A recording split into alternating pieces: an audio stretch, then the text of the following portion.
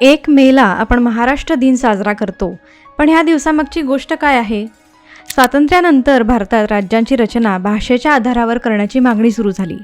त्यावेळी बॉम्बे प्रेसिडेन्सीमध्ये सध्याच्या महाराष्ट्र व गुजरातचा समावेश होता. पण भाषा वेगळ्या, संस्कृती वेगळी, म्हणून मराठी भाषिकांकडून वेगळं राज्य हवं अशी मागणी वाढत गेली. हीच मागणी पुढे संयुक्त महाराष्ट्र चळवळ बनली.